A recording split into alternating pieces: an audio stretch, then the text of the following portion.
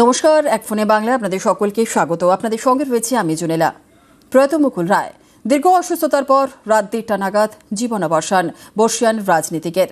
72 বছরে বিদায় বঙ্গ রাজনীতির এক সময়ের চাণক্যের।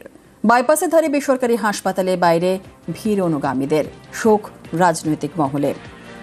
কথা বলবো, আমাদের সঙ্গে রয়েছেন আমাদের প্রতিনিধি আবির ঘোষাল। আবির, শেষ হলো রাজনীতির ময়দানে কয়েক দশকের পথ চলা। এবং মুকুল রায়কে বলাই হচ্ছে বঙ্গ রাজনীতিতে চাণক্য। এবং গত কয়েক বছর ধরেও মুকুল রায় তিনি রাজনীতিতে অত্যন্ত প্রাসঙ্গিক ছিলেন। তার কারণ বিভিন্ন সময় তার বিভিন্ন বক্তব্য বা তিনি কোন রাজনৈতিক দলের সঙ্গে সংযুক্ত রয়েছেন, সেই দলের হয়ে তিনি কাজ করছেন তা নিয়েও।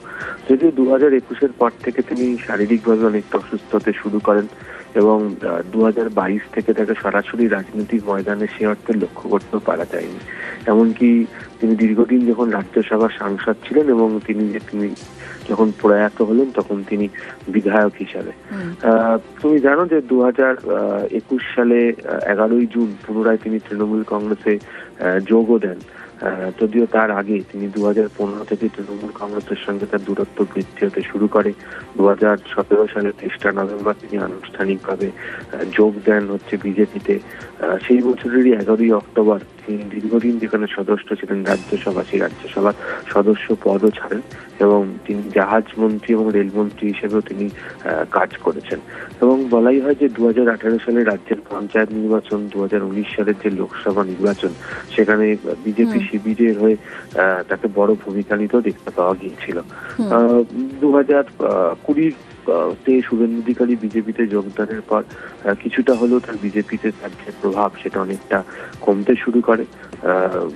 পরবর্তী সময়ে তিনি কৃষ্ণনগর উত্তর সে কেন্দ্র থেকে তিনি বিধায়ক হিসেবে নির্বাচিত হন। বেশ, একেবারে অনেক ধন্যবাদ। 1998 জন্মলগ্ন থেকে তৃণমূল কংগ্রেস করছে। মাঝে 2018 সালে বিজেপিতে গেছিলেন আর 2021-এ ব্যাক করে চলে আসে।